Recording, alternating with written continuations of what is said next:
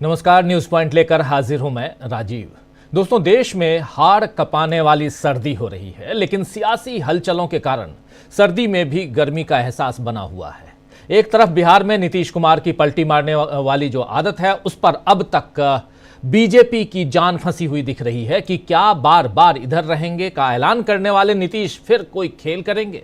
क्योंकि एक तरफ तो नीतीश कुमार की बार बार राज्यपाल से मुलाकात हो रही है और अब खबर है कि 15 तारीख को पशुपति पारस के निमंत्रण पर लालू और नीतीश दोनों की मुलाकात होने जा रही है। उधर दिल्ली चुनाव की सरगर्मी भी तेज हो रही है और इस बीच बजट सत्र को लेकर मोदी सरकार की अपनी तैयारी हो रही है और तेज तैयारी चल रही है। तो वहीं कांग्रेस ने आज 12 शहरों में प्रेस कॉन्फ्रेंस करके जीएसटी के मुद्दे पर बीजेपी को घेरा है। कांग्रेस ने इसे नए किस्म का आतंक करार दिया है। मोदी सरकार पहले ही बैसाखियों पर टिकी हुई है, आप जानते हैं, और ऐसे में आर्थिक आतंक के इस इल्जाम को वो कितना झेल पाएगी ये देखना होगा। वैसे अभी सवाल ये है कि जेडीयू का क्या बीजेपी सवाल ये है कि जेडीयू क्या मोदी की बैसाखी बनी रहेगी, क्योंकि कल वन नेशन वन इलेक्शन पर जेडीयू ने फिर विपक्ष का साथ दिया, बीजेपी का साथ नहीं दिया। उधर बिहार की बात करें तो वहां की सियासत का असर दिल्ली पर पड़ता हुआ दिख रहा है। सीएम नीतीश कुमार साफ साफ बोल चुके हैं कि वो अब एनडीए नहीं छोड़ेंगे। आज उन्होंने जेडीयू की तरफ से ललन प्रसाद को विधान परिषद के लिए नामांकन दाखिल करवाया है, तो इस मौके पर बीजेपी के नेता भी मौजूद रहे, यानी एनडीए एकजुट है, ये मैसेज बार बार पेश किया जा रहा है। मगर सवाल ये है कि जब आप एकजुट हैं तो उसके प्रमाण देने की जरूरत क्यों पड़ रही है? क्यों नीतीश कुमार की जरा सी हरकत पर कयास लगने शुरू हो जाते हैं कि क्या वो फिर से पलटी मारने वाले हैं? जैसे आज सुबह ही नीतीश कुमार अचानक राजभवन पहुंच गए और राज्यपाल आरिफ मोहम्मद खान से उनकी मुलाकात हुई। पहले 1 जनवरी को आप याद कीजिए कि नीतीश कुमार के पैतृक गांव पर तक राज्यपाल आरिफ मोहम्मद खान गए थे, उनके साथ गए थे। फिर 2 तारीख को शपथ ग्रहण समारोह हुआ और तब भी वहां नीतीश कुमार मौजूद थे और उन दोनों की मुलाकात हुई। मुख्यमंत्री होने के नाते उनका रहना स्वाभाविक है। और अब 9 तारीख को, आज 9 जनवरी को फिर से नीतीश बाबू आरिफ मोहम्मद खान से मिलने पहुंच गए। 9 दिन में ये तीसरी मुलाकात किस तरफ इशारा कर रही है? फिर से इशारा दे रही हैं कि नीतीश कुमार 2 बार महागठबंधन में जा चुके हैं, तो वो तीसरी बार भी जा सकते हैं। इसी पर दिन भर कयास भी चलते रहे। पहले खबर आई कि कैबिनेट विस्तार के सिलसिले में नीतीश बाबू की राज्यपाल से मुलाकात हुई है। अब खबर है कि राज्यपाल और मुख्यमंत्री की मुलाकात राज्य के 4 विश्वविद्यालयों में कुलपति की नियुक्ति के सिलसिले में हुई थी। पूर्णिया, मुंगेर, नालंदा ओपन यूनिवर्सिटी और पशु विज्ञान विश्वविद्यालय, इन चारों विश्वविद्यालयों में कुलपति की नियुक्ति में मुख्यमंत्री से राज्यपाल ने परामर्श लिया है, ये खबर है। लेकिन अगर मुलाकात का कारण इतना सीधा सरल था तो इस बारे में पहले ही सूचना क्यों नहीं जारी की गई? क्या नीतीश कुमार जानबूझकर कयास लगने और लगाने वाले माहौल को बना रहे हैं ताकि बीजेपी की दबाव वाली राजनीति काम न आए? ये एक सवाल अब बिहार में खड़ा हो रहा है। हालांकि चिराग पासवान अब भी एनडीए को एकजुट बता रहे हैं। जरा चिराग पासवान को सुन लेते हैं क्या कह रहे हैं वो, और चर्चा आगे बढ़ाएंगे। सुनिए जरा चिराग पासवान को। लालू जी ने नीतीश जी को निमंत्रण दिया है इधर आने का। देखिए, जो लोग भी ये प्रयास कर रहे हैं और जो लोग भी ये मुंगेरी लाल का सपना देख रहे हैं कि एनडीए में किसी प्रकार की टूट हो या किसी तरीके से एनडीए का कोई भी घटक दल टूटकर विपक्षी गठबंधन की तरफ जाए, ये नहीं होने वाला। एक बात तय है कि आगामी बिहार विधानसभा का चुनाव बिहार के 5 घटक दल एक साथ पूरी मजबूती से न सिर्फ हम लोग वो चुनाव लड़ेंगे, बल्कि एनडीए की एक मजबूत सरकार बिहार विधानसभा चुनाव के बाद बनने जा रही है। 225 से ज्यादा सीटें जीतकर हम लोग बिहार में सरकार बनाने जा रहे हैं।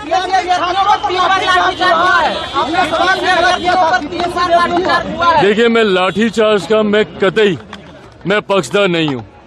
छात्रों की बातों को गंभीरता से सुना जाना चाहिए, उनकी हर उचित मांग को।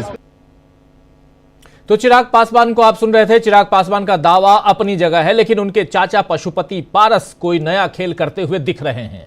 उनकी लोक जनशक्ति पार्टी 15 तारीख को दही चूड़ा भोज का आयोजन कर रही है और इस भोज में मुख्यमंत्री नीतीश कुमार और आरजेडी सुप्रीमो लालू प्रसाद यादव और उनके साथ राज्यपाल आरिफ मोहम्मद खान सबको पशुपति पारस बुला रहे हैं अपने घर। हालांकि चिराग पासवान को इसका निमंत्रण उन्होंने नहीं दिया है।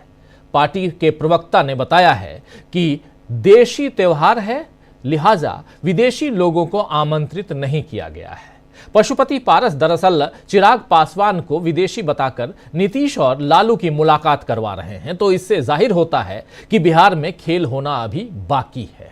इधर कांग्रेस ने आज जीएसटी पर मोदी सरकार के खेल का पर्दाफाश किया है। आज 12 शहरों में जो प्रेस कॉन्फ्रेंस हुई है, उनमें सभी नेताओं ने बीजेपी की पोल खोली है। सचिन पायलट ने इस बारे में मुंबई में क्या कुछ कहा है। 12 अलग अलग शहरों में जब कांग्रेस पार्टी प्रेस कॉन्फ्रेंस कर रही थी, तो उसी में सचिन पायलट मुंबई में थे। क्या कुछ कहा है इसी मसले पर सचिन पायलट ने, जरा सुन लेते हैं, सुनिए।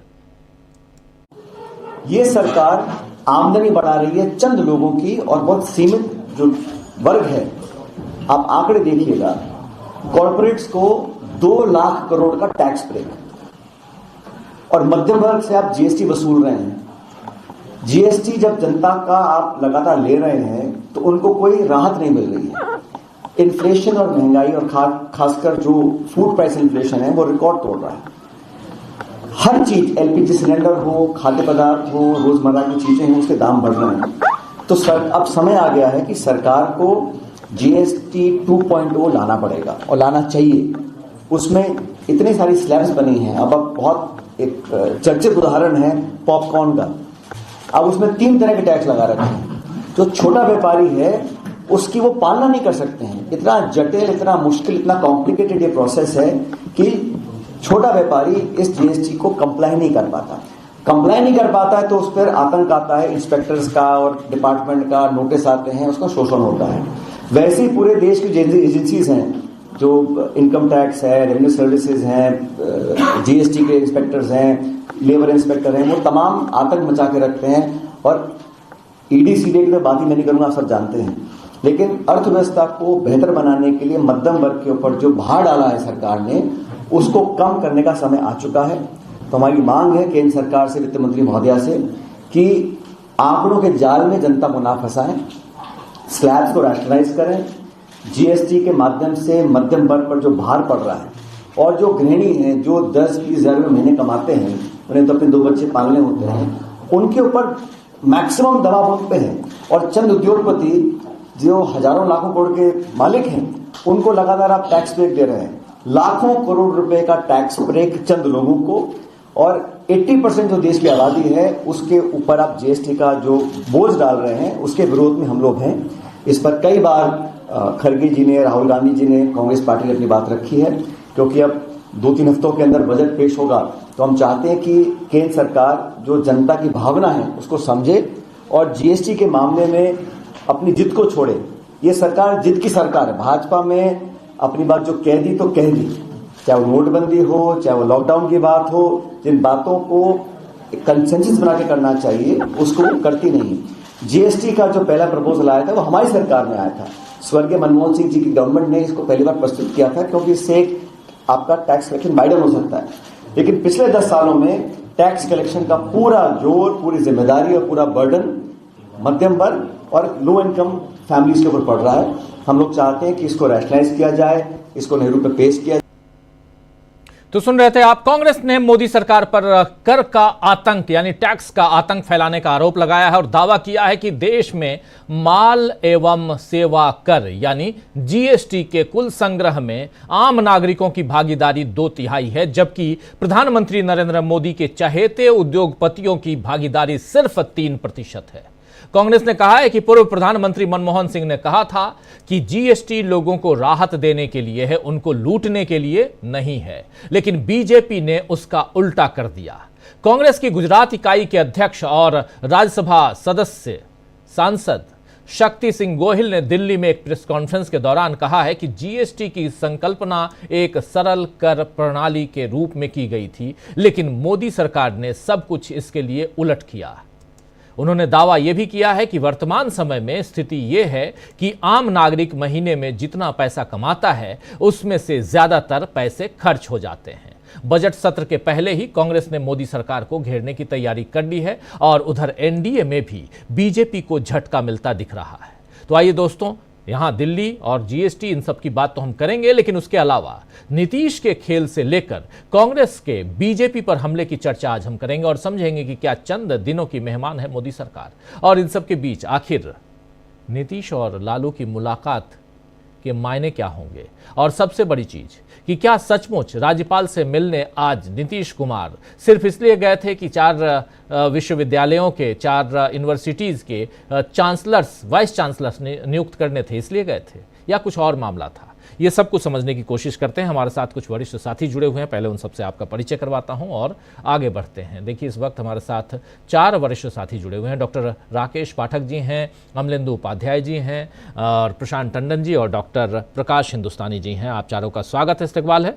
स्वागत इस्तकबाल आप तमाम दोस्त साथी शुभचिंतक आप सबका जो अब तक जुड़ चुके हैं और जो जुड़ने वाले हैं, आप सबका सीधे आना चाहता हूं जरा सबसे पहले अमलेंदु उपाध्याय जी आपके पास। अमलेंदु जी, ये क्या चल रहा है उधर बिहार में? बार बार हम बिहार पे आ जाते हैं और लुका छिपी का खेल खेल रहे हैं नीतीश बाबू भी।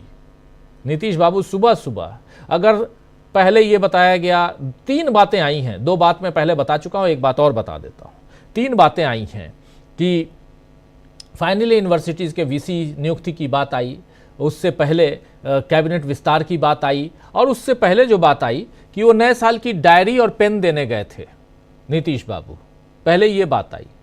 अब नीतीश बाबू राज्यपाल को डायरी और पेन देने जाएंगे। नीतीश बाबू राज्यपाल से सुबह सुबह इसलिए मिलेंगे क्योंकि उनको कैबिनेट का विस्तार करना है। कैबिनेट का विस्तार राज्यपाल से मिलकर तो होता नहीं है, राज्यपाल से समय मांगा जाता है और समय मांगने के लिए मुख्यमंत्री जाता है, ऐसा तो नहीं सुना। लेकिन तीसरी महत्वपूर्ण बात, चलिए मान भी लिया कि अब वीसी नियुक्ति का भी एक प्रोसेस है, उसके लिए सुबह सुबह मुख्यमंत्री का राजभवन में पहुंचना, इसके क्या मायने हैं? क्या यहां चल रहा है आखिर? और इन सब के बीच पशुपति पारस, देशी लोगों का देशी त्योहार, और उसमें लालू और नीतीश को क्यों बुलाना चाहते हैं और राज्यपाल को भी? खबर तो बनती है ना अमलेंदु जी? देखिए राजीव जी, बिल्कुल खबर बनती है। और सबसे बड़ी बात की जो 3 तर्क दिए जा रहे हैं कि नीतीश कुमार अचानक जो गवर्नर के यहाँ पहुंच गए, और पहले से नीतीश कुमार का कोई कार्यक्रम तय नहीं था। अगर सबसे पहले तो राजीव जी ये शोषा छोड़ा गया कि साहब वो मंत्रिमंडल का विस्तार होना है, तो मंत्रिमंडल के विस्तार पर चर्चा करने के लिए गए हैं गवर्नर के पास।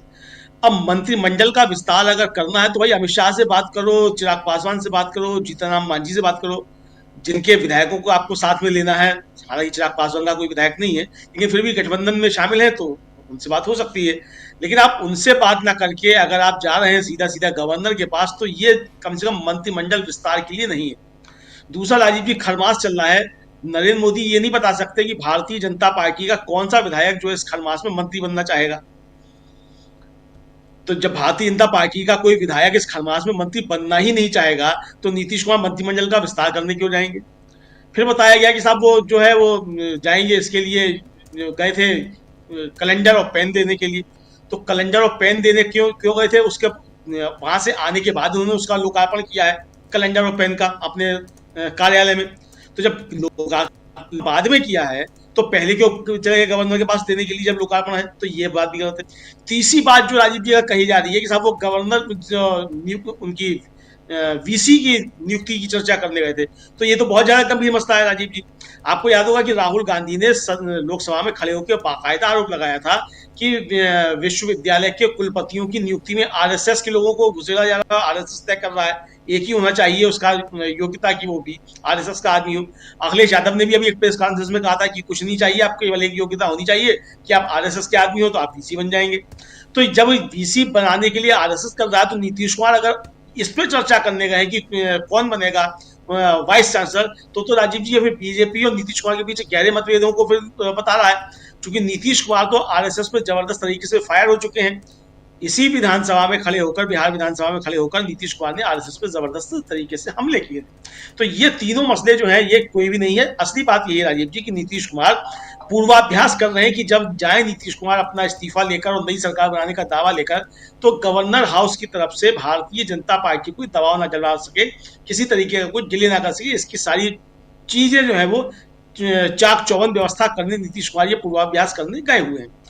अब राजीव जी सवाल ये आता है कि अगर ये ऐसा ही था, आज एक कार्यक्रम और था राजीव जी, सुबह 9:30 बजे जनता दल यू के जो प्रमुख प्रवक्ता है नीरज कुमार, उनकी एक प्रेस कॉन्फ्रेंस होनी थी। उस प्रेस कॉन्फ्रेंस में वो तथाकथित स्वयंभू ज्ञानियों की पोल खोलने वाले थे सुबह 9:30 बजे। लेकिन जब नीतीश कुमार का गवर्नर से मिलने का कार्यक्रम अचानक बन गया, तो नीरज कुमार की जो सोशल मीडिया कॉन्फ्रेंस थी, जो फेसबुक लाइव आने वाले थे और जो स्वयंभू ज्ञानियों की पोल खोलने वाले थे, वो कार्यक्रम स्थगित कर दिया गया। तो अब ये सब बातें किस तरह इशारा कर रही हैं, लोग आसानी से समझ सकते हैं भाई ये सब चल क्या रहा है।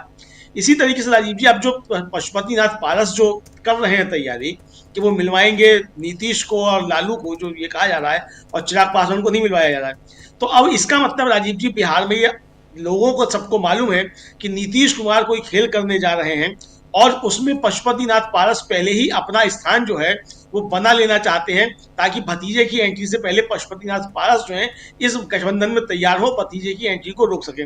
तो ये भी इसी तरह इशारा की है राजीव जी कि नीतीश कुमार की तैयारी पूरी हो चुकी है और नीतीश कुमार का अंदरूनी जो है बातचीत सब कुछ फाइनल है, केवल शुभ मुहूर्त का इंतजार कर रहे हैं। और जिस तरीके से मॉक ड्रिल होती है कि साहब वो आतंकी का हमला होगा कोई, तो पुलिस जो पहले मॉक ड्रिल करती है, और दीपावली से पहले वो फायर फाइटिंग की जो मॉक ड्रिल वगैरह हुई थी, तो ये मॉक ड्रिल जो है ये नीतीश कुमार ने की आज गवर्नर हाउस जाकर, कि जब वो अगली बार गवर्नर हाउस जाएंगे तो मीडिया जो है किस तरीके से रिएक्ट करेगा और उस समय नीतीश कुमार को क्या क्या करना है। तो ये मॉक ड्रिल करके आज नीतीश कुमार ने देख ली।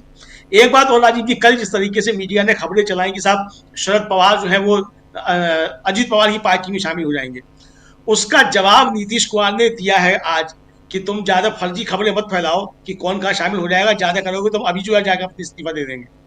तो ये नीतीश कुमार ने मोदी शाह को खबर पहुंचाई है कि आप जो मीडिया नैरेटिव बनाने की कोशिश कर रहे हैं, मैं उससे ज्यादा अच्छे मीडिया नैरेटिव बना सकता हूं, इसलिए कृपया शांति रखें, धीरज रखें, मुझको जो कदम उठाना है मैं उठा के रहूंगा, आपकी इस तरीके के फर्जी नैरेटिव से जो है मैं रुकने वाला नहीं हूं। अभी तक राजीव जी यही समझ में आ रहा है। जी जी बिल्कुल, बहुत कुछ यहाँ समझने की कोशिश। कुछ लोग हमारे साथी लिख रहे हैं, आप 10 दिन से समय, मुकेश मिनेकर मैं नाम बता रहा हूँ, कि 10 दिन से आप नीतीश बाबू पे चर्चा करके समय बर्बाद कर रहे हैं। अरे भाई, समय बर्बाद नहीं कर रहा हूँ मुकेश जी, ये इस देश की को बर्बादी से बचाने की कोशिश कर रहा हूँ। उसमें आप दर्शक बन करके देखते हैं तो बड़ी मेहरबानी आपकी। और आप लोगों को बता रहा हूँ कि जो हो रहा है, जो होने जा रहा है, वो पहले से, नहीं तो यहाँ गोदी मीडिया जो है वो आप लोगों को किस दिशा में लेके जाता है आपको पता है। रोज यहाँ देश तोड़ता है, देश बर्बाद करता है लेकिन चल क्या रहा है वो आप सबको अच्छी तरह से पता है। बहुत कुछ है और देश और विदेश में भी, उन सबको जानने की कोशिश कीजिए, थोड़ा सा पेशेंस रखिए। और हम अपना समय बर्बाद नहीं कर रहे हैं, हमारे पास भी बहुत कुछ है। दिल्ली में इलेक्शन है, हम दिल्ली में बैठे हुए हैं, दिल्ली के इलेक्शन को भी कवर करना है और आप लोगों तक पहुंचाना है। लेकिन उससे पहले अगर नीतीश बाबू की बात कर रहे हैं तो इसलिए कर रहे हैं क्योंकि वहां चल रहा है, खिचड़ी पक रही है, खिचड़ी चढ़ी हुई है, पक रही है। और वो अचानक एक दिन खबर आए कि नीतीश बाबू इधर से उधर हो गए, तभी हम वो खबर दें तो आप ही कहेंगे कि फिर आप लोगों को पता ही नहीं था, आप लोग कर क्या रहे थे। तो इसलिए थोड़ा पेशेंस रखिए। आना चाहता हूं डॉक्टर राकेश पाठक जी आपके पास, आपसे ज़रा समझूं कि ये बहुत महत्वपूर्ण है कि पशुपति पारस जी जो हैं वो नीतीश कुमार को और लालू यादव को इनवाइट तो कर रहे हैं, लेकिन तेजस्वी यादव को, चिराग पासवान को नहीं कर रहे हैं, और राज्यपाल को भी बुला रहे हैं। तीनों की मुलाकात होगी, लेकिन सुबह सुबह देखिए एक बात पचती नहीं है। ये कैसे पचे आखिर? सुबह सुबह मुख्यमंत्री चले जाते हैं राज्यपाल के यहाँ और उसके दिन भर अलग अलग कयास लगाए जाते हैं। एक विज्ञप्ति जारी कर देते कि भाई इसलिए गए थे। भाई मुख्यमंत्री और राज्यपाल के बीच मुलाकात होती है, हम सबने बहुत अलग अलग राज्यों के मुख्यमंत्रियों के भी क्रियाकलाप को देखा है। आप भोपाल में बैठे हुए हैं, मध्य प्रदेश में हैं, मध्य प्रदेश के मुख्यमंत्रियों को आज से नहीं कब से आप कवर कर रहे हैं, अविभाजित मध्य प्रदेश के मुख्यमंत्री को कवर कर रहे हैं। मैं भी छत्तीसगढ़, मध्य प्रदेश, दिल्ली, ऐसे तमाम, बिहार, तमाम मुख्यमंत्रियों को कवर करता रहा हूं और साफ दिखाई देता है कि अगर मुख्यमंत्री किसी से मिलता है, एक छोटे इंसान से मिलता है, तब भी प्रेस रिलीज आती है हम लोगों के पास में, तब भी उसमें से कुछ बताया जाता है आज मुख्यमंत्री की इससे मुलाकात हुई और इसके पीछे क्या कारण था। लेकिन ये नीतीश बाबू मिलते हैं, पता ही नहीं चलता। तो कयास तो लगेंगे ना, और फिर चर्चा तो होगी। डॉक्टर राकेश पाठक जी। जी बिल्कुल ठीक कह रहे हैं डॉक्टर साहब आप।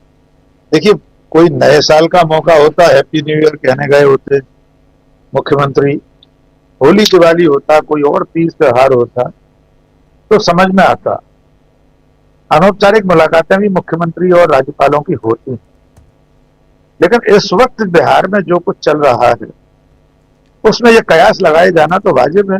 हमारे दर्शक अगर हमारी चर्चा पर कोई सवाल कर रहे हैं तो उनका अधिकार है, लेकिन उनके भले के लिए हमारा तो दर्शकों के प्रति जो दायित्व है उसका निर्वाह हम कर रहे हैं कि राजनीति में सब कुछ वैसा ही नहीं होता जैसा दिखता है, सिर्फ उतना ही नहीं होता जैसा दिखाई दे रहा होता है या जैसा बताया जाता है।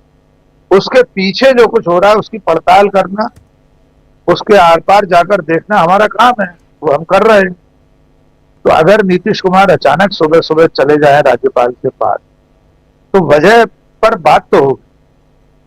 अगर कुलपतियों की नियुक्ति के लिए गए हैं तो वो भी एकदम चर्चा में आएगी बात कि भाई अभी अचानक मुख्यमंत्री को क्यों जाना पड़ा इतनी सुबह। आमतौर पर ऐसी प्रशासनिक स्वीकृति के लिए मुख्यमंत्री के प्रमुख सचिव, मुख्य सचिव या कोई भी और मुख्यमंत्री कार्यालय से राजभवन जाता है, अधिकारियों के स्तर पर फाइलें जाती है, राज्यपाल का अनुमोदन हो जाता है, फिर अधिसूचना जारी हो जाती है। लेकिन खुद मुख्यमंत्री कुलपतियों की नियुक्ति की फाइल लेकर गए हों, ये मानना थोड़ा सा नादानी होगी। अब सवाल यह है कि वहां चल क्या रहा। चाचा भतीजे के बीच जो रिश्ते हैं वो भी अब सब जानते हैं, पशुपति कुमार पारस और चिराग पासवान के बीच में। वे अपनी भविष्य की राजनीति के लिए नए रास्ते देख रहे होंगे। स्वाभाविक है अगर बिहार में कोई बदलाव होता है तो पशुपति कुमार पारस अपने लिए उस नए गठबंधन में जगह तलाश रहे हो। भतीजे की दिक्कत यह है कि भतीजा इस वक्त मोदी जी के का हनुमान बना हुआ है, तो स्वाभाविक है वो ऐसी किसी भी चीज से विचलित होगा। तो चाचा भतीजे के रोल पर भी नजर रखने की जरूरत है। जहां तक सवाल है मंत्रिमंडल में विस्तार के लिए बात करने गए होंगे तो वो भी सामने आ जाएगा। अभिनंदन जी ने अभी ठीक कहा कि आमतौर पर इस तरह से जो अभी मलमास चल रहा है उसमें शपथ नहीं लेते मंत्री को। आज भी हमारे देश में बहुत सारी चीजें इस तरह मान्यता के आधार पर होती हैं। आप कुछ लोगों से अंधविश्वास कह सकते हैं, पर जो लोग उसे विश्वास के रूप में मानते हैं उनका अधिकार है वे कोई नया काम, कोई नई पारी ऐसे दिनों में शुरू न करें।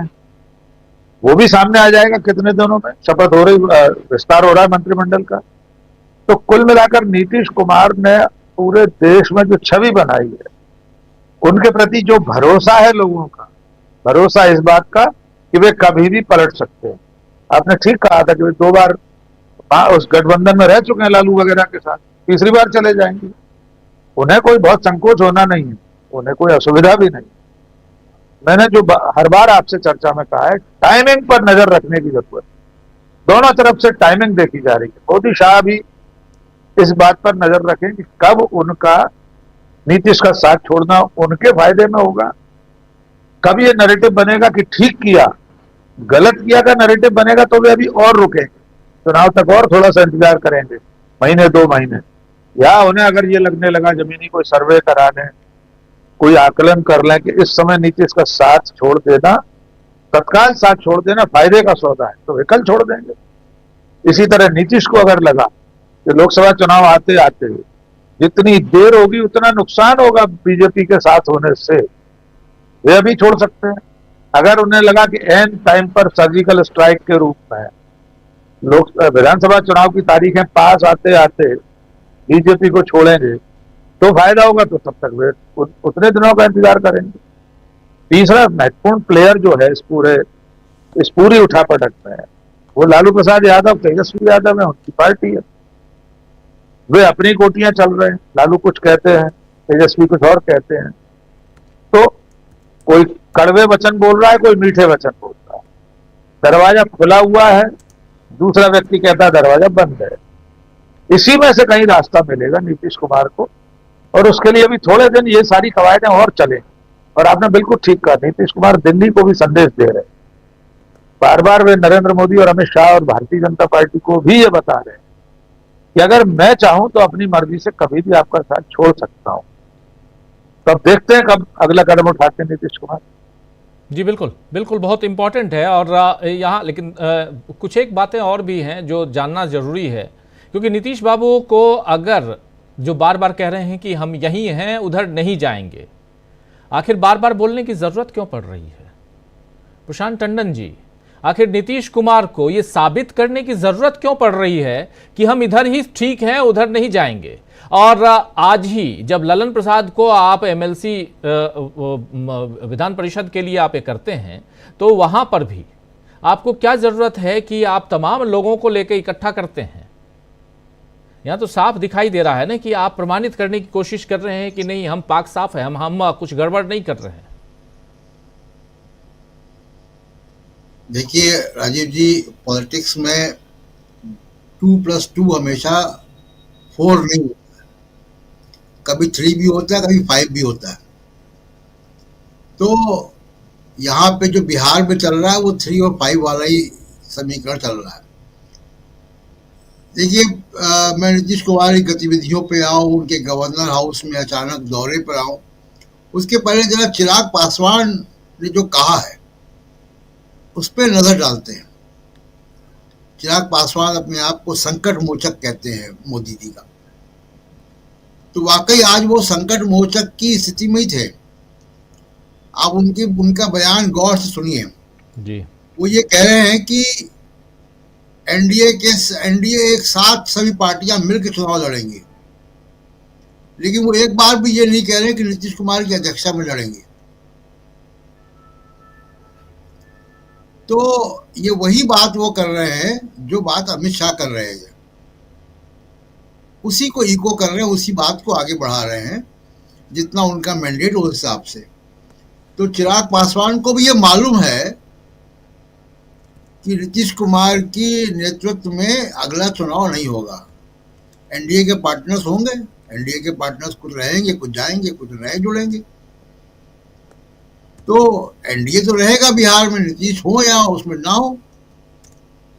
नीतीश जब लालू प्रसाद के साथ गए थे तो तब भी वो एनडीए था वहां पे, तो एनडीए तो रहेगा।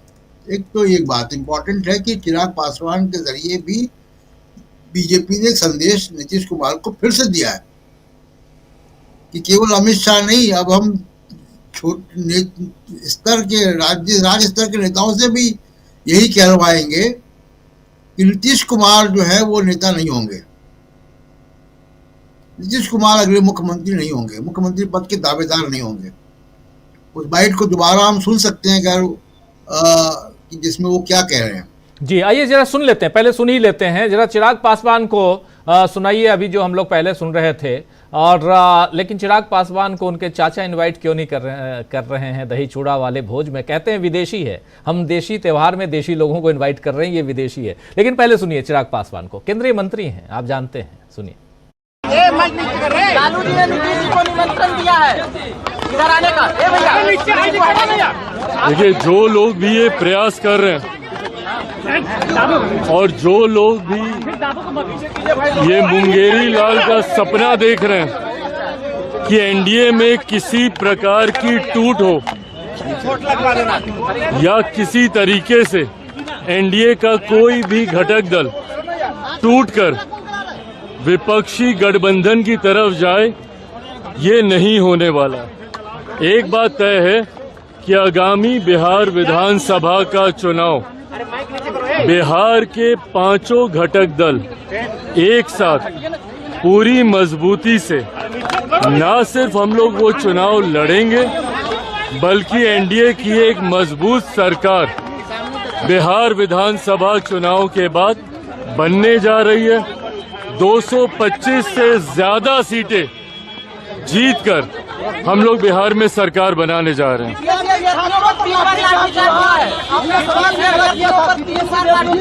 देखिए, मैं लाठीचार्ज का मैं पक्षधर नहीं हूं। छात्रों की तो सुन रहे थे प्रशांत जी, ये साफ साफ कह रहे हैं बिहार में 225 सीटें लेके आइए भाई, कोई दिक्कत नहीं है, लेकिन सवाल यह है कि नीतीश बाबू कहां हैं। प्रशांत जी की आवाज बढ़ाओ। एक बार भी राजीव जी उन्होंने नहीं कहा कि अगला मुख्यमंत्री नीतीश कुमार ही होंगे, एनडीए की सरकार होगी, सब घटक दल साथ रहेंगे, हम मिलकर चुनाव लड़ेंगे, जीतेंगे। लेकिन एक बार भी उन्होंने ये भी कहा कि अगली सरकार भी एनडीए की होगी, संख्याएं बता दी, लेकिन ये नहीं बताया कि मुख्यमंत्री कौन होगा। ये है संकट मोचक। इनको यही संदेश देने को कहा गया है, या इन्होंने जो है वो कागज उड़ा के देख लिया कि हवा का रुख किधर है, उधर ही मुंह करके खड़े हो जाओ। बहरहाल ये भी एक स्पष्ट संदेश है कि एनडीए के अंदर कुछ चीजें हैं। अगर ये बात होती तो बहुत स्पष्ट तौर पे ये बात आती कि एनडीए भी साथ रहेगा और नीतीश कुमार भी रहेंगे। तो नीतीश कुमार का नाम तक नहीं लिया इन्होंने। दूसरी बात, नीतीश कुमार क्या कर रहे हैं? देखिए राजीव जी, नीतीश कुमार कई मोर्चों पे काम कर रहे हैं।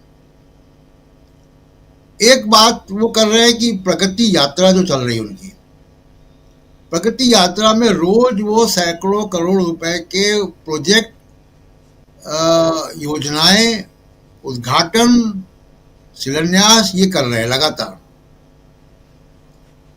और अब वो दूसरे चरण की प्रगति यात्रा का शेड्यूल भी आ गया है 16 तारीख से। 16 से 29 तक दूसरी शेड्यूल होगा दूसरे चरण की। अब एक बात हो रही थी कि 15 तारीख से एनडीए के घटक के साथ, एनडीए के घटक दलों के साथ भी यात्रा होगी।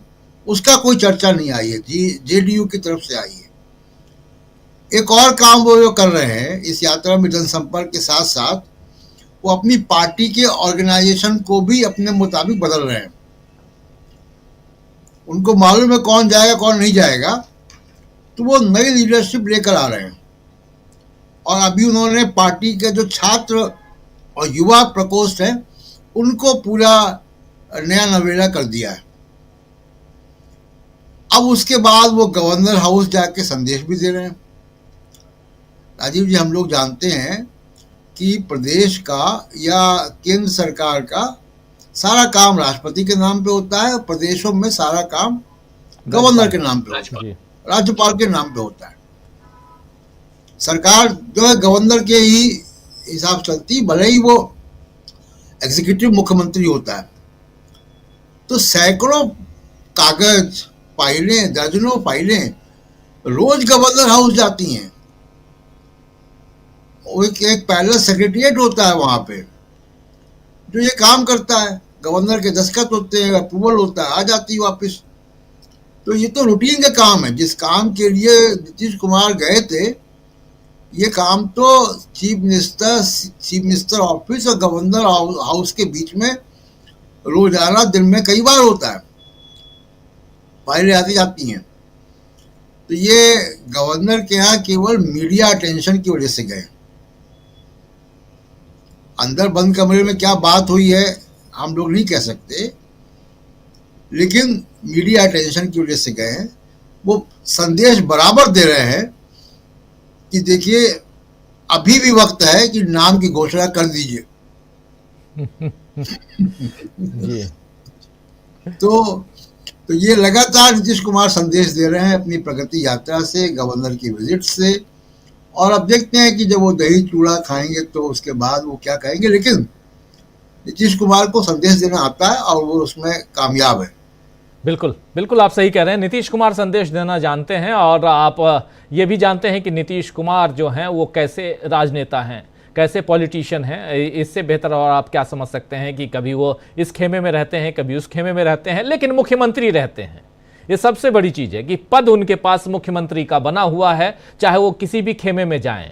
और क्या आने वाला जो चुनाव इस साल का है वो चुनाव नीतीश कुमार के लिए भारी पड़ने जा रहा है? क्या नीतीश कुमार इस चुनाव में पिछड़ जाएंगे या वो मुख्यमंत्री की कुर्सी पर तब भी विराजमान रहेंगे? और उसी के लिए ये सब कुछ चल रहा है। नीतीश की चर्चा हम क्यों बार बार कर रहे हैं, ये आने वाला वक्त आपको बताएगा। लेकिन आना चाहता हूं डॉक्टर प्रकाश हिंदुस्तानी जी आपके पास, जरा आपसे भी समझूं कि नीतीश कुमार, आप इतने मुख्यमंत्रियों को देखे होंगे, अचानक राज्यपाल से मिलिए ना, उसमें क्या दिक्कत है? नए नवेले राज्यपाल हैं, उनको काम भी सिखाइए। बिहार का काम सिखाना ज़रूरी है क्योंकि अभी तक तो वो केरल में थे, छोटा राज्य, लेकिन उसके बाद आए आरिफ मोहम्मद खान साहब बिहार में, और पुराने साथी हैं इनके, सहयोगी साथी, तो और भी अच्छे से बेहतर काम सिखा सकते हैं। लेकिन चल क्या रहा है? पशुपति पारस अलग बात कर रहे हैं, चिराग पासवान अलग बात कर रहे हैं, तेजस्वी यादव अलग बात कर रहे हैं, सीधे चाचा पर हमलावर हैं। लेकिन लालू यादव एक बाइट दे के चुप हैं, उसके बाद से कुछ नहीं कह रहे हैं। क्या माना जाए? डॉक्टर प्रकाश हिंदुस्तानी जी। धन्यवाद राजीव जी। नीतीश कुमार भले ही कितने भी चतुर हो, लालू यादव से ज्यादा चतुर व्यक्ति नहीं है मीडिया अटेंशन के मामले में। लालू यादव एक वाक्य बोलते हैं और पूरा मीडिया उनकी खबरों को दिखाता है। नीतीश कुमार को यही काम करने के लिए राजभवन जाना पड़ता है कि मीडिया अटेंशन हो। ये बात नीतीश कुमार बहुत अच्छी तरह जानते हैं कि काठ की हांडी कितनी बार चढ़ेगी और मुश्किल है चढ़ना उसका इस बार। लेकिन वो दबाव डालने की कोशिश कर रहे हैं कि देखिए मैं कितना सक्रिय हूं, मैं मेरी पार्टी में जान फूंक रहा हूं, मैं लोगों से मिल रहा हूं, अपने संगठन में मैं बदलाव कर रहा हूं और सरकार में आने के लिए मेरी जिज्ञासा पूरी है, मैं सक्रिय हूं। मेरी उम्र पे मत जाइए, मैं अभी भी जब यात्रा करता हूं बिहार में, इसका मतलब ये कि मैं अभी तो मैं जवान हूं, अभी मैं काम कर सकता हूं, ये कहना चाहते होंगे। जहां तक राज्यपाल महोदय से मिलने की बात है, जो राज्यपाल बिहार के अब आए हैं, उनके बारे में कुछ कहने की जरूरत नहीं। बड़े विद्वान आदमी हैं और बहुत बड़े विद्वान हैं, राजनीति के भी गुरु हैं, जानते हैं कि क्या होना है। और नीतीश कुमार जो हैं वो अपनी सिफारिश करने जा सकते हैं कि भाई मैं आप ही के, मेरा कोई संदेश है जो हाईकमान तक पहुंचा देना, हम बीजेपी की हाईकमान तक पहुंचा देना, क्योंकि मेरे संदेश को मैं अपने लोगों के साथ भिजवाना नहीं चाहता। और इतनी सारी बातें हैं, इतना रूटीन है, फाइलों का आना जाना, संदेशों का आदान प्रदान, और राज्यपाल से मिलने के लिए किसी कार्यक्रम की भी जरूरत नहीं है उन्हें कि मंच कोई कार्यक्रम किया जाए, मंच पे बैठे। लेकिन फिर भी वो जाते हैं, तो इससे एक बात और साबित होती है कि उनके पास बहुत फुर्सत है।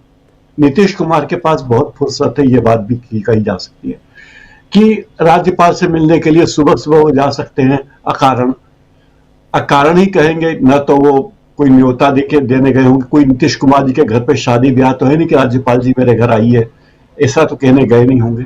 तो ये बड़ी विचित्र बात है। फिर चिराग पासवान जो देश के महान मौसम वैज्ञानिक के पुत्र हैं, वो जानते हैं कि क्या कहना है, हनुमान की भूमिका में है, और बड़े संतुलित तरीके से वो डायलॉग बोल रहे थे आज। उनकी डायलॉग डिलीवरी ये थी, वो बताती थी कि फिल्मों में काम कर चुके हैं, कंगना रनौत के साथ भी फिल्म में काम कर चुके हैं। तो डायलॉग डिलीवरी का अंदाज उनका मुझे तो बहुत पसंद आया, और मुझे लगता है कि फिल्म वालों को ऐसे व्यक्ति को राजनीति में नहीं छोड़ना चाहिए, बुला लेना चाहिए मुंबई, ताकि कोई काम धंधा उनका भी आगे बढ़े। पहले ही संकट में है बॉलीवुड। राज्यपाल से मुलाकात के बारे में अटकलें लगे, ये बात नीतीश कुमार भी चाहते होंगे, और वे ये संदेश देना चाहते होंगे अमित शाह और नरेंद्र मोदी तक कि देखिए मैं अभी भी सक्रिय हूं, मुझे नजरअंदाज मत करिए। लेकिन मोदी जी के हनुमान ने जो बात कही, कहीं उन्होंने नाम नहीं लिया कि हमारे राज्य में सरकार किसके नेतृत्व में बनेगी, किसके नेतृत्व में चुनाव लड़ा जाएगा, इस बात को भी उन्होंने नहीं कहा। दूसरी ओर एक श्रवण कुमार जी हैं, मंत्री हैं बिहार के, जो तेजस्वी पर हमला कर रहे हैं। अरे भाई, तेजस्वी तो कोई मंत्री है नहीं, मंत्री तो आप और श्रवण कुमार जी। आप क्यों विपक्ष पर पिल पड़ रहे हो? कारण क्योंकि डर उन्हें भी लग रहा होगा कि कहीं तेजस्वी यादव और उनके इंडिया समूह कुछ कर ना दे उन्हें, इसलिए वो फिर गालियां देने पे आ गए हैं कि भाई ये अलायंस बेकार है, इसका मतलब मुझे लगता है कि कुछ तो कुछ पक्ष जरूर रहा है और धीरे से ये बात पता चलेगी। जो नीतीश कुमार जिस तरीके की राजनीति करते हैं वो अभी उजागर नहीं हो रही है, लेकिन मुझे लगता है कि वो राजनीति खुलकर जल्दी ही सामने आएगी। राजीव जी जी बिल्कुल बिल्कुल, राजनीति जो है वो खुलकर सामने आएगी, बहुत महत्वपूर्ण बात है। और यहाँ सबसे बड़ी चीज़ है कि नीतीश कुमार की राजनीति अलग और इधर दिल्ली में जो राजनीति चल रही है उसका जिक्र भी करना ज़रूरी है। लेकिन उन सब के बीच कांग्रेस पार्टी दिल्ली के चुनाव से ज़्यादा जीएसटी पे चर्चा कर रही है, ये भी जाने ज़रा। और प्रशांत टंडन जी, ज़रा आपसे समझना चाहता हूँ कि बजट आ रहा है, चुनाव भी सामने है, दिल्ली का चुनाव, जीएसटी की बात, ये चल क्या रहा है कांग्रेस के अंदर? नीतीश की चर्चा कर रहे हैं तो थोड़ा कांग्रेस की चर्चा भी जरूरी है। देखिए, कांग्रेस पार्टी में जो चल रहा है कि वो राष्ट्रीय मुद्दों पर कांग्रेस पार्टी बहुत मुखर है और होना भी चाहिए। राष्ट्रीय पार्टी है, सबसे बड़ी अपोजिशन पार्टी है, लेकिन जो चुनावी बातें हैं जरा उसमें, वो दिल्ली का बहुत बड़ा चुनाव हो रहा है और उसमें आपको कांग्रेस का नाम जरा कम सुनाई देता है। बड़े नेताओं की मौजूदगी नहीं दिखाई दे रही है अभी भी। केजरीवाल वहां लगातार लगे हुए हैं, तो इससे लगता है कि उनकी प्रायोरिटीज क्या हैं। और जहां तक जीएसटी का बात है राजीव जी, जीएसटी ऑलरेडी पॉपकॉर्न को लेकर बहुत जो है वो चर्चा में है, लेकिन जीएसटी में सरकार का जो दावा है कि 2 लाख करोड़ से भी ऊपर का कलेक्शन हुआ है। ये कलेक्शन किससे हुआ है? मोदी जी की सरकार आने के बाद कॉरपोरेट्स का 7 लाख करोड़ कर्जा माफ हुआ है। तो ये किसका कलेक्शन है? ये जो साबुन तेल खरीदने वाले लोग हैं, घरों का छोटा मोटा सामान खरीदने वाले लोग हैं, बिजली का बल्ब खरीदने वाले लोग हैं, दवाइयाँ खरीदने वाले लोग हैं, इंश्योरेंस की पॉलिसी लेने वाले लोग हैं, इनसे कलेक्शन हुआ है। तो सरकार जो पीठ थपथपा रही है वो किसके कलेक्शन पे थपथपा रही है? अब आप देखिए कि किसानों की आय दुगनी करने की बात थी, नहीं हो रही है। कहाँ 2022 में कर रहे थे, किसान अभी धरने बैठे हुए हैं, अभी भी आंदोलन चल रहा है। तो ये जो जीएसटी के कलेक्शन की बात है, वाकई जीएसटी का कलेक्शन बहुत ही, जिसको कहे कि अनसाइंटिफिक है, इरेशनल है। बहुत सारी चीज़ों पे जिस पे है, जिस पे नहीं होना चाहिए, जिस पे कम होना चाहिए। वो स्लैब्स, अगर आपने इतने मल्टीपल लेयर्स ऑफ स्लैब्स हैं तो फिर वन टैक्स वन नेशन का क्या मतलब है? और एक बात जरा जेडीयू के बारे में एक और बात कर लें। जेडीयू ने पार्लियामेंट्री कमेटी में मोदी जी के सबसे पसंदीदा project one nation one election का भी विरोध कर दिया है। तो एक और मोर्चा जेडीयू ने दिल्ली में खोल दिया है और उन्होंने सवाल खड़े किए कि इससे पैसा कैसे बचेगा, ये बताइए। जी राजीव जी।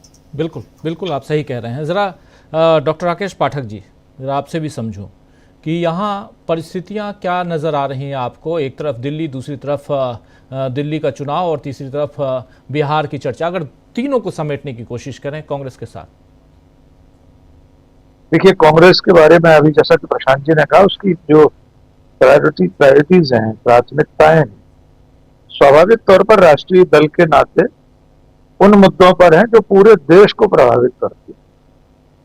क्योंकि बजट आने वाला है, इससे पहले जीएसटी जैसे अहम मुद्दे पर कांग्रेस ने आज मोर्चा संभाला। तमाम कई राज्यों की राजधानियों में प्रेस कॉन्फ्रेंस हुई, भोपाल में भी टीएस सिंहदेव आए थे। कांग्रेस लगातार ये बता रही है कि वो जनता के मुद्दों पर राजनीति करना चाहती है। व्यापारी, छोटे व्यापारी, एमएसएमई, सबकी बात कांग्रेस करती चली आ रही। जीएसटी की खामियों की बात राहुल गांधी और कांग्रेस लगातार करते रहे। ये करना ठीक है, लेकिन दिल्ली के चुनाव की बात हो रही है। प्रशांत जी ने ठीक कहा कि दिल्ली के विधानसभा चुनाव में कांग्रेस ने अब तक अपनी वैसी मौजूदगी दर्ज नहीं कराई है जैसी उससे उम्मीद थी। देखिए, कांग्रेस 4% वोट हासिल करके दिल्ली विधानसभा में बैठी है, वो 4 के 14 हो जाएं, 24 हो जाएं, इसके लिए उसे बहुत मेहनत करना पड़ेगी। दिल्ली के विधानसभा चुनाव को त्रिकोणीय करने की कोशिश भी अगर कांग्रेस को करनी है तब भी बहुत पसीना बहाना पड़ेगा।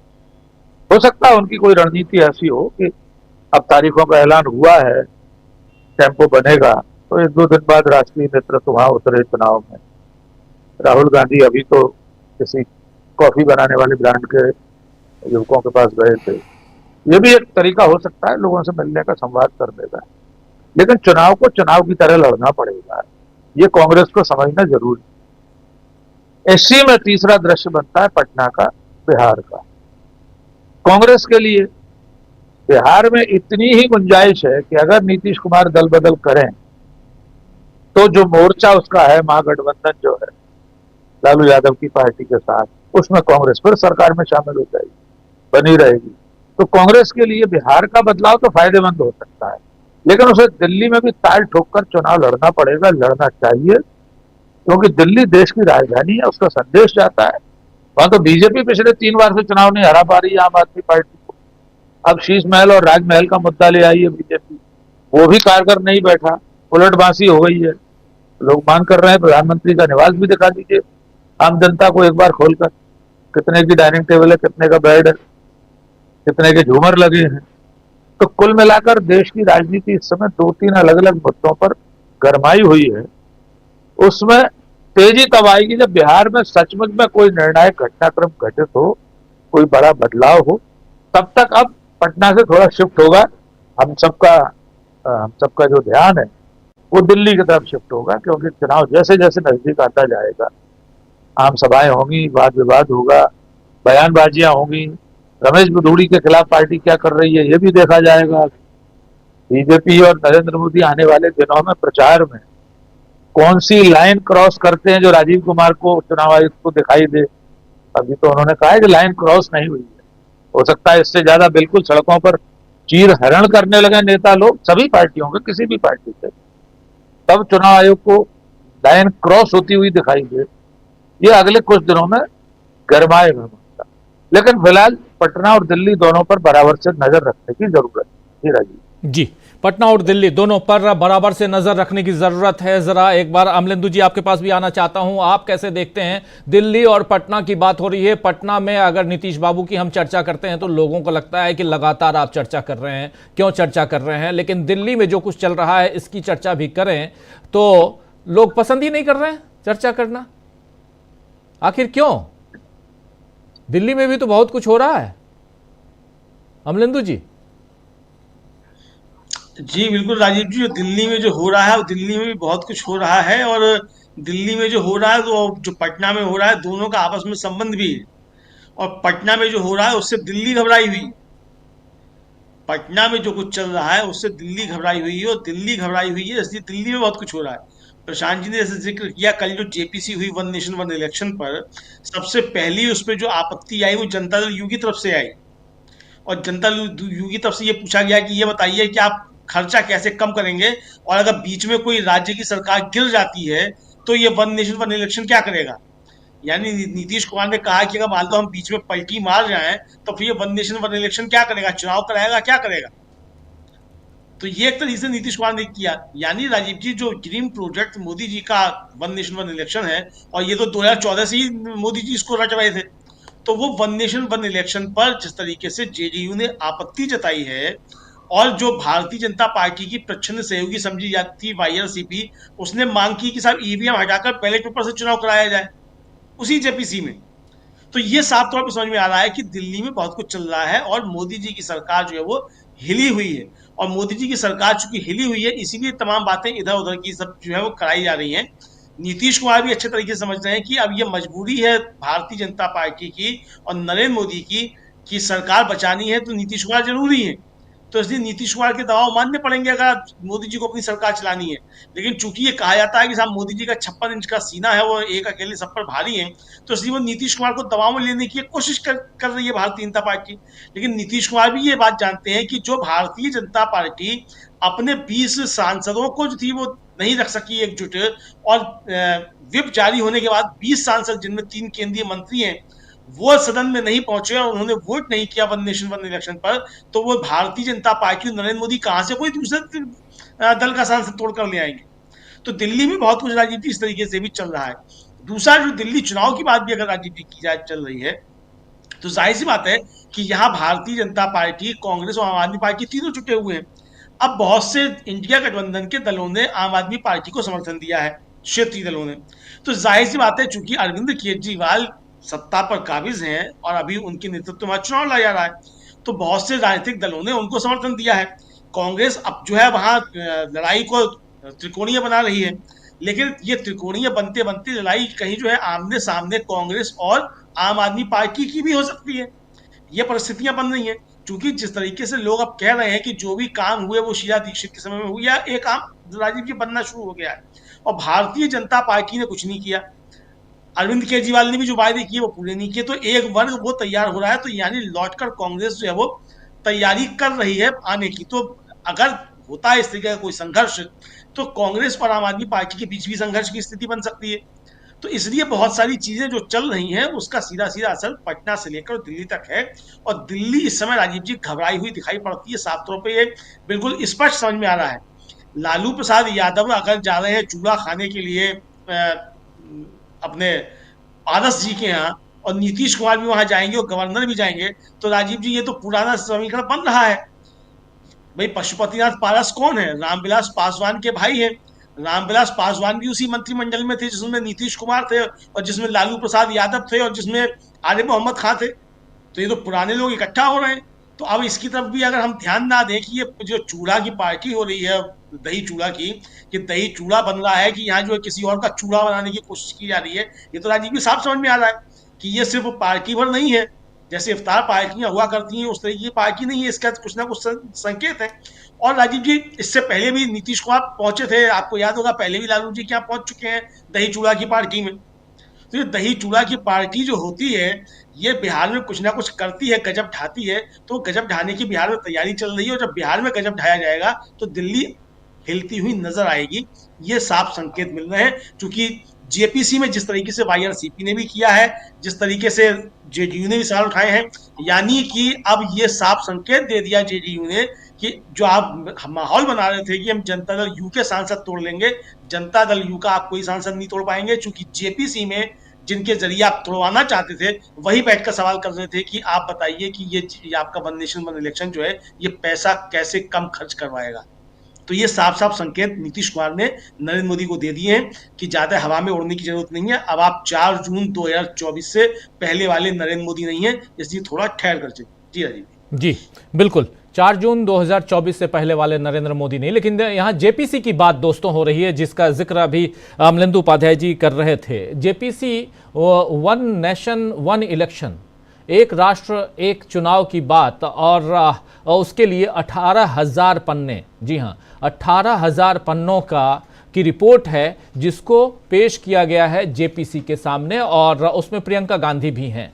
कल ये मीटिंग हुई है और उसमें काफ़ी विपक्ष ने बहुत सारे सवाल, धड़ाधड़ सवाल रखे, प्रियंका गांधी ने भी सवाल रखे कि बहुत सारे सवाल थे। उसमें एक बात ये भी आई जिसका जिक्र कर रहे हैं अमलेंदु उपाध्याय जी की जेडीयू यानी जनता दल यूनाइटेड, नीतीश कुमार की पार्टी, उनके जो नुमाइंदे हैं, उनका जो प्रतिनिधित्व कर रहे हैं, उन्होंने भी इस जेपीसी में सरकार के साथ न खड़ा होकर विपक्ष के साथ वो खड़े हैं। आखिर क्यों ऐसा?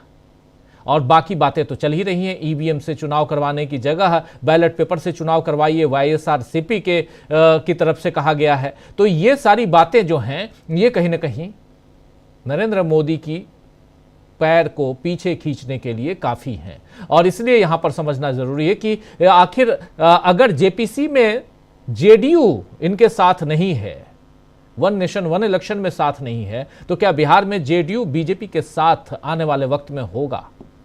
जरा सोचिए। जरा इसी बात को आगे बढ़ाते हैं। डॉक्टर प्रकाश हिंदुस्तानी जी, आपके जरिए कैसे देखा जाए, क्या यहाँ पर जेडीयू दिल्ली के जरिए ये पैगाम, ये मैसेज देने की कोशिश कर रहा है? राजीव जी, निश्चित ही जेडीयू इस बात का पैगाम दे रहा है कि हम आपके साथ हैं, लेकिन ऐसा मत मानिए कि हम हर बात में आपके हाँ में हाँ ही मिलाएंगे। हमारे हितों की रक्षा हम करेंगे ही। मोदी जी अगर अपने हितों की रक्षा करना चाहते हैं तो हम हमारे हितों की रक्षा करेंगे। दूसरी बात है कि वन नेशन वन इलेक्शन से क्या होने वाला है देश में, इससे किस तरह अधिनायकवादी तंत्र आगे बढ़ेगा, ये बात भी सभी लोगों के लिए चिंता का विषय है कि अगर वन नेशन वन इलेक्शन होगा, ये इतना ही जरूरी था तो अंबेडकर जी अपने संविधान में ही लिख देते कि भाई चुनाव एक ही बार होगा, बार बार चुनाव नहीं होगा।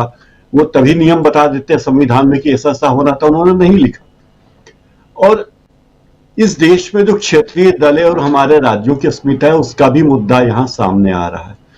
तो नीतीश कुमार ये बात जानते हैं कि उन्हें कब क्या कहना है, तेजस्वी यादव भी जानते हैं कि हमें कब क्या कहना है, और नरेंद्र मोदी दुविधा में फंसे हैं कि वो उनके विरोधी तो उनके विरोधी हैं ही, जो उनके साथ नजर आते हैं वो भी उनके साथ भीतर तक हर बात में साथ नहीं है।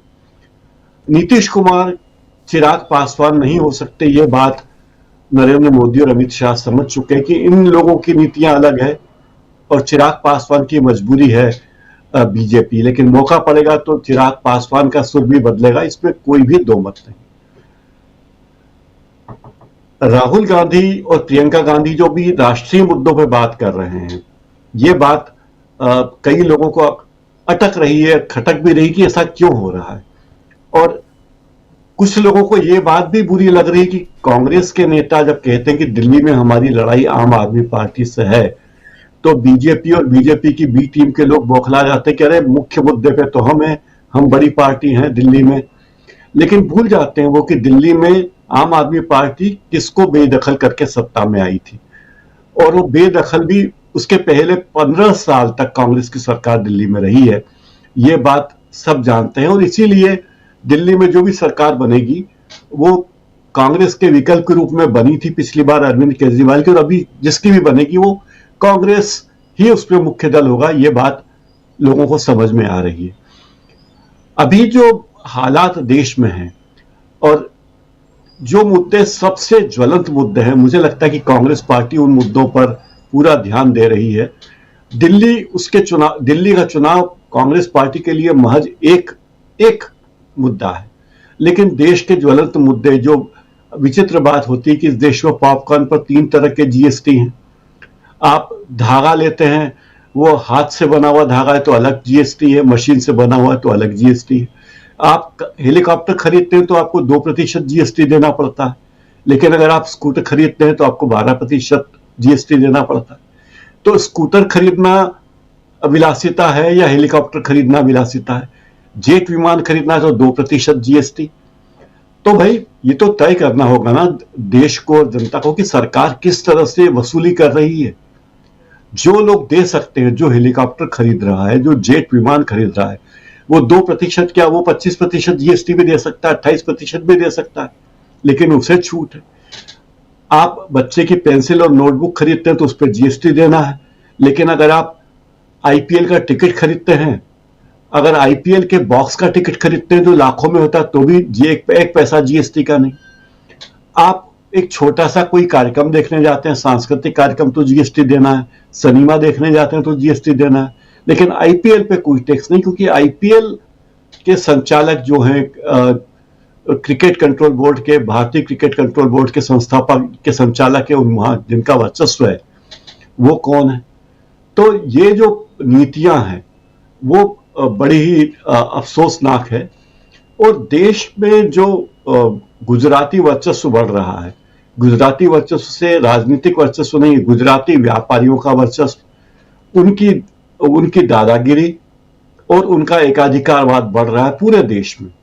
तो ये इससे पूरा देश विचलित है कि आखिर हो क्या रहा है।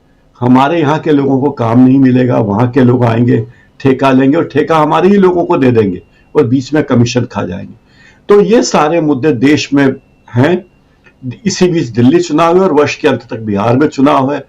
तो ये मुद्दे कांग्रेस इस पर ध्यान दे रही है कि देश के असली मुद्दे क्या है, रोजगार का मुद्दा है। तो मुझे लगता है कि कांग्रेस अभी सही दिशा में जा रही है और निश्चित ही कांग्रेस के नेता जानते होंगे कि चुनाव पर इसका क्या असर पड़ने वाला है।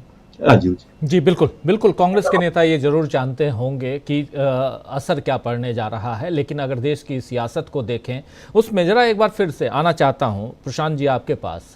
दिल्ली का चुनाव कितना इफेक्टिव नज़र आता है केंद्र की सरकार पर, और उधर अगर बिहार की बात करें या इंडिया गठबंधन में टूट फूट इन सब की बातें चल रही हैं, इन सबको मिलाकर अगर देखा जाए तो दिल्ली का चुनाव किस दिशा में आप देखते हैं, कितना इसका असर पड़ते हुए केंद्र के नरेंद्र मोदी के ऊपर, उनकी पार्टी और उनकी सरकार के ऊपर पड़ता हुआ दिखाई देता है आपको? दिल्ली विधानसभा चुनाव की बात करता हूं, अनम्यूट कीजिए। दिल्ली पूरा राज्य नहीं है, आधा आधा राज्य है, और लेकिन क्योंकि राजधानी है तो इसका परसेप्शन बहुत बड़ा बनता है कि दिल्ली में सरकार किसकी है। इसीलिए बीजेपी और मोदी जी बहुत व्याकुल है।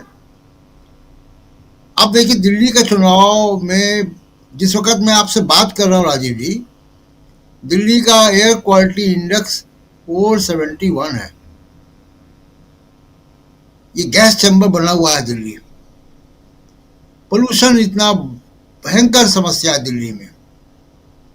दिल्ली में ट्रैफिक की समस्या है, दिल्ली में एजुकेशन की समस्या है, हेल्थ की समस्या है, महंगाई की समस्या है। चुनाव के मुद्दे क्या हैं?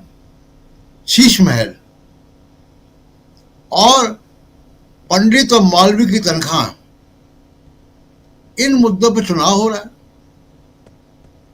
ये देश की राजधानी का चुनाव, अब मैं कहूंगा कि ये नेताओं की गलती नहीं है, ये जनता की गलती है। जनता ऐसे मुद्दों पर वोट देती है, बंटवारे वाले वोट मुद्दों पर, हिंदू मुसलमान के वोट के सवाल पर, तो जनता को यही मिलेगा। कोई भी सरकार जो भी अभी तक जो नैरेटिव सामने आया पॉलिटिकल पार्टीज का, क्या कोई भी जो कंटेस्टिंग पॉलिटिकल पार्टीज है वो ये कह रही है कि दिल्ली की हवा हम साफ करेंगे, दिल्ली की नदी को साफ करेंगे, यमुना को साफ करेंगे, दिल्ली के ट्रैफिक की समस्या को हम हल कर देंगे, दिल्ली में नया मास्टर प्लान आएगा।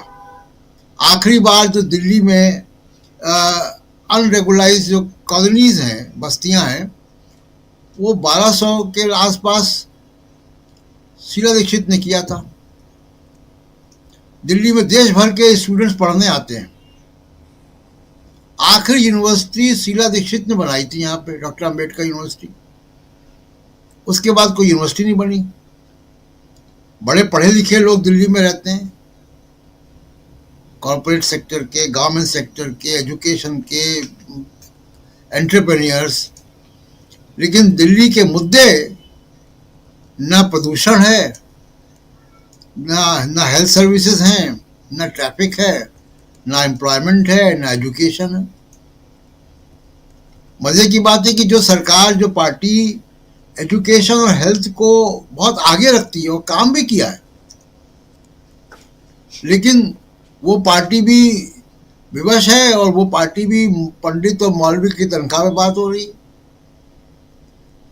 अब बीजेपी ने, मुझे लगता है ऐसा राजीव जी, कि बीजेपी ने प्रचार के उनकी टेक्निक को देख के लगता है, उनकी रणनीति को देख के लगता है कि वो वॉकओवर देने के मूड में है क्या।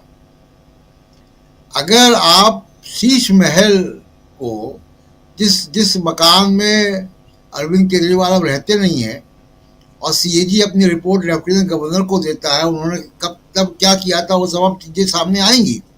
लेकिन ये जहां तक विलासिता की बात है, विलासिता की बात पे नरेंद्र मोदी अगर ये हमला करेंगे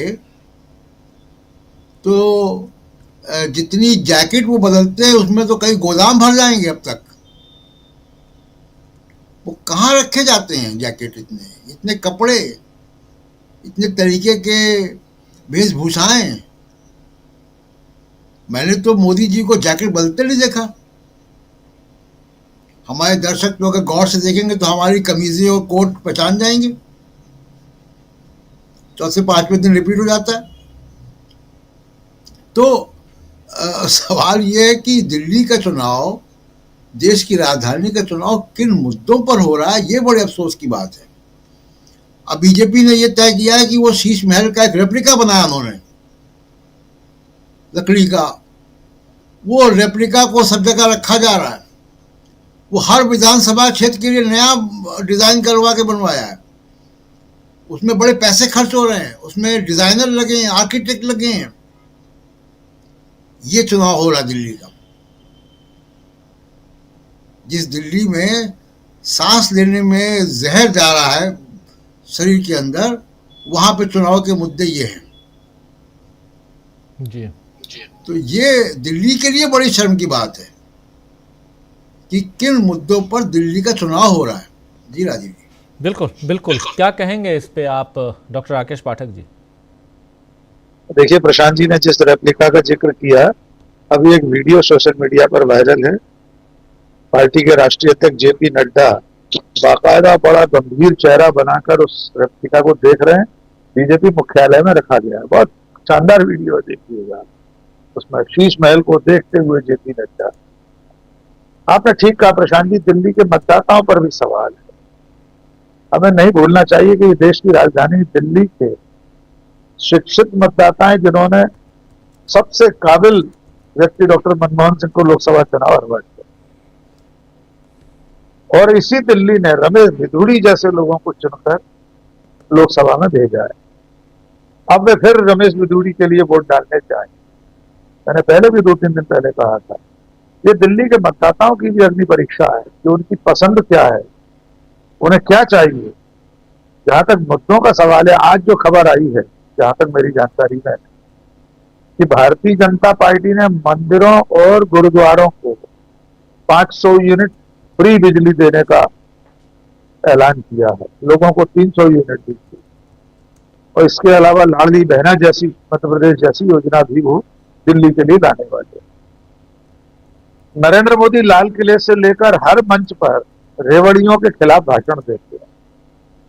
उन्हें लगता है दूसरी पार्टियां अगर लोक हितकारी इस तरह के काम करती हैं, इस तरह की योजनाएं लाती हैं, जो कि लोक कल्याणकारी राज्य में, एक वेलफेयर स्टेट में बहुत सारी चीजें जरूरी भी हैं, लेकिन दूसरी पार्टी करे तो वो रेवड़ी है।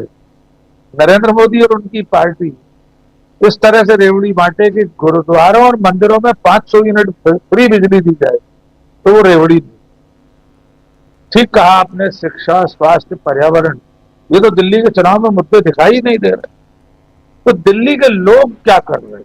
वे अपने राजनेताओं से सवाल क्यों नहीं पूछ रहे? 11 साल से अरविंद केजरीवाल की सरकार है, उनसे सवाल क्यों नहीं पूछ रहे? 15 साल कांग्रेस की सरकार रही है, उनसे भी सवाल पूछा है कि आखिर देश की राजधानी दुनिया के सबसे प्रदूषित शहरों में से एक क्यों है? सबसे ज्यादा प्रदूषित राजधानियों में से एक क्यों है दिल्ली? लेकिन लोग इस पर सवाल नहीं कर रहे हैं। बहस चल रही है शीश महल और राजमहल पर, बहस चल रही है प्रियंका गांधी के गालों और आतिशी मरलेना के पितृत्व को लेकर। ये इस तरह के शर्मनाक मुद्दे हैं कि कम से कम भारत जैसे देश की राजधानी के चुनाव में, वहां की विधानसभा के चुनाव में मुद्दे होना ही नहीं चाहिए। तो इसके लिए हम सब जिम्मेदार हैं, दिल्ली की जनता, देश के नागरिक, देश की सरकार, सभी राजनीतिक दल, मीडिया। यद्यपि हम जैसे लोग, डीवी लाइव जैसे लोग, हम लोग तो सब मुद्दों की बात करते हैं। हम तो चाहते हैं कि राजनीतिक दल इन मुद्दों पर बात करें। प्रशांत जी बता रहे हैं दिल्ली का AQI आज क्या है, उस पर चर्चा हो। कौन सी पार्टी इसकी पहल करेगी कि नहीं, हम आपको स्वच्छ साफ सुथरी हवा देंगे, यमुना को साफ करके दिखाएंगे। हर साल वो जो झाग के गुब्बार देखने को मिलते हैं यमुना पर, वे नहीं मिलेंगे, साफ सुथरी यमुना मिलेगी। इस तरह के वादे तो कोई कर नहीं रहा। तो अब जनता ही इन्हें मजबूर कर सकती है कि पहले हमारे मुद्दों पर बात कीजिए, हमें न शीश महल से मतलब है, न राजमहल से। तब शायद राजनीतिक दलों के तौर तरीकों में बदलाव आ सकता है। जी राजीव जी, बिल्कुल बिल्कुल, तौर तरीकों में बदलाव। एक छोटा कमेंट आपसे भी चाहूंगा अमलेंदु उपाध्याय जी, फिर क्लोजिंग करेंगे डॉक्टर प्रकाश हिंदुस्तानी जी के पास। अमलेंदु जी। हाँ, देखिए राजीव जी, जो दिल्ली की बात चल रही है कि दिल्ली में मुद्दे क्या हैं और किन मुद्दों पर चर्चा हो रही है, तो ये तो राजीव जी भारतीय जनता पार्टी मुद्दों से यहाँ भी भटकाने का काम कर रही है, असली मुद्दों पर बातचीत करने को तैयार नहीं है। भाई अगर मान लीजिए अरविंद केजरीवाल ने काम नहीं किया, तो आप अरविंद केजरीवाल ने जो काम नहीं किए उन पर आप सवाल उठाइए। अगर आप शीश महल को लेकर चर्चा करेंगे तो शीश महल जो 7 कल्याण मार्ग हो गया है अब, जो पहले 7 रेस कोर्स हुआ करता था, तो उस शीश महल पे भी फिर सवाल उठेंगे कि ये कैसा शीश महल है। भाई जहाँ जो है वो एक गाय पाली जाती है, बताया जाता है, वो गाय जो है एक एक गाय जो है वो बताई जाती है कई कई लाख की होती है, वो छोटी छोटी वाली गाय जो होती है वो पाली जाती हैं, मोर पाले जाते हैं वहाँ। तो अब इतने सारे शौक पाले जा रहे हैं कि साहब वो छोटी गाय भी होगी, वहाँ मोर भी पाला जाएगा, कबूतरों को दाना भी खिलाया जाएगा। तो प्रधानमंत्री इसलिए थोड़ी चुना गया था कि वो सब ये काम करे। दूसरा राजीव जी, जो प्रदूषण की बात है, आप देखिए कि अभी जो वर्ल्ड रिपोर्ट्स आई हैं, दुनिया के जो सबसे ज्यादा प्रदूषित शहर हैं 15, उनमें से 15 में से 14 भारत में है, और दिल्ली उसमें शामिल है, प्रधानमंत्री का क्षेत्र वाराणसी भी शामिल है। तो प्रदूषण एक मुद्दा क्यों नहीं होना चाहिए? भाई प्रदूषण पर सुप्रीम कोर्ट इतना सख्त हो जाता है कि साहब स्कूल बंद कर दिए जाएंगे, निर्माण कार्य बंद कर दिए जाएंगे, गाड़ियां चलना बंद हो जाएंगी, BS6 गाड़ियां चलेंगी, ये सारी चीजें करनी पड़ती हैं। सुप्रीम कोर्ट को खुद आगे बढ़कर आना पड़ता है कि भाई दिल्ली की स्थिति खतरनाक हुई जा रही है। इस प्रदूषण के मसले पर कोई बात करने को तैयार क्यों नहीं है? भारतीय जनता पार्टी इस पर सवाल क्यों नहीं करती? अगर आपको अरविंद केजरीवाल को हटाना है और अरविंद केजरीवाल पे आपको सवाल उठाने, तो इन सवालों को लेकर बात क्यों नहीं करते? बात इसलिए नहीं होती राजीव जी, क्योंकि दिल्ली के आसपास जो कोयले से चलने वाले बिजली घर हैं, वो बताया जाता है कि अधिकांश प्रधानमंत्री के मित्र के हैं बिजली से चलने वाले कोयला घर, और उन कोयला घरों को समय सीमा दी गई थी कि दिसंबर 2019 तक आप परिशोधन यंत्र लगाइए, ताकि आपका धुआं जो सीधा सीधा आसमान में जाता है वो सीधा सीधा आसमान में नहीं जाए। आखिरी समय था दिसंबर 2019, वो टलते टलते आ गया है, उसमें अभी तक वो परिशोधन यंत्र नहीं लगाए गए हैं, जिसकी वजह से दिल्ली गैस चैम्बर जाड़ों में बन जाती है। तो असली अगर चर्चा होगी तो इस पे सारी बातें आएंगी। दोष बढ़ दिया जाता है कि साहब किसानों ने पराली जलाई। अरे किसानों की पराली का तो सिर्फ 2% योगदान है दिल्ली के प्रदूषण में। असली योगदान जो है वो उन बिजली घरों का है जो कोयले से चलते हैं, जो प्रधानमंत्री के मित्र के बताए जाते हैं। तो इन पर चर्चा नहीं हो प्रदूषण के मसले पर, असली चर्चा जो होगी, इसलिए इस पर बात नहीं की जाती। शीश महल पे आप घूम रहे हैं, अच्छा आम आदमी पार्टी भी वही घूम रही है, चलो ठीक है ये कर रहे हैं, इस पर बात कर रहे हैं, वो भी क्यों नहीं बात करते? अगर आप अपने स्कूलों की और अपने आप बात करते हैं मोहल्ला क्लिनिक की, तो उन्हीं सब मुद्दों पर बात कीजिए जो आपका एक और एजेंडा रहा है, तो उस पर आप टिके रहिए। तो भारतीय जनता पार्टी का भटकाने की कोशिश कर रहे हैं तो आपके भटक रहे हैं। तो कुल मिला के राजीव जी, ये चूंकि भारतीय जनता पार्टी के पास कुछ है नहीं, मुद्दों पे बात कर नहीं सकते, और मुद्दों पे अगर बात करेंगे तो उन मुद्दों पे आप गिर जाएंगे। अभी प्रियंका गांधी ने थोड़ी देर पहले राजीव जी एक ट्वीट किया, और प्रियंका गांधी का ट्वीट जो है वो सवाल उठा रहा है कि किस तरीके से कॉर्पोरेट घरानों के माफ कर दिए गए कॉर्पोरेट टैक्स और गरीबों पर बढ़ा दी गई GST। तो यानी जो जिन मुद्दों पे बातचीत होनी चाहिए उन मुद्दों पे बातचीत हो ही नहीं रही है। अब सवाल किया गया कि कांग्रेस भाई GST पे बात क्यों कर रही है चुनाव दिल्ली का? अरे इसीलिए GST पे बात हो रही है कि GST दिल्ली में भी एक मुद्दा बने, और GST से किस तरीके से आम आदमी करहा रहा है और किस तरीके से आम आदमी की कमर तोड़ी जा रही है। सब प्रशांत जी ने कहा ठीक है आपने GST कलेक्शन बढ़ेगा ही, जब आप आम आदमी की खाल खींच लेंगे और आप जो है वो साबुन खरीदने जाएगा उस पर भी GST देगा, दही लेने जाएगा उस पर भी GST देगा, रोटी खाने जाएगा उस पर भी GST देगा। 70 सालों में ये पहली सरकार ऐसी है जो अनाज पर टैक्स लगा रही है। अभी तक अनाज पर टैक्स नहीं लगा करता था, कफन पर टैक्स लगा रही है। तो ऐसी सरकार तो GST में बात क्यों नहीं हुई? तो GST दिल्ली में मुद्दा क्यों नहीं बने? जाहिर सी बात है कि दिल्ली के चुनाव में भी GST मुद्दा बनना चाहिए कि ये सरकार किस तरीके से GST के जरिए आम आदमी की खाल खींच रही है, और जिसे पी चिदम्बरम ने शब्द दिया था कर आतंकवाद, ये GST कर आतंकवाद में तब्दील हो चुका है राजीव जी। और अब तो सोने पे सुहागा ये है कि अब वो GST PMLA एक्ट में आ चुका है, चुपचाप पास हो गया। जब सदन में हल्ला गुल्ला हो रहा था उसी में PMLA एक्ट में आ गया। यानी अब ED का कोई दरोगा जो है वो जाकर किसी भी दुकानदार के दरवाजे पे खड़ा हो जाएगा, कहेगा 50,000 रुपया दो वरना भी तुम्हें भेज रहे हैं PMLA एक्ट में अंदर। तो क्यों नहीं GST में बातचीत हो? तो GST मुद्दा क्यों नहीं बने? क्या दिल्ली में व्यापारी नहीं है GST में बात नहीं हो? तो इसीलिए जो है ये सारी बातें मुझे लगता है कि कांग्रेस ने ठीक है 12 जगहों पर की अपने देश भर में इस पे प्रेस कॉन्फ्रेंस, दिल्ली पर भी इस GST को लेकर केंद्रित होना चाहिए कांग्रेस को, और आम आदमी पार्टी को भी इस पर सवाल करने चाहिए। प्रदूषण है, GST है, व्यापार के मुद्दे हैं, शिक्षा स्वास्थ्य के मुद्दे हैं, इन सब पर चर्चा निश्चित तौर पर होनी चाहिए।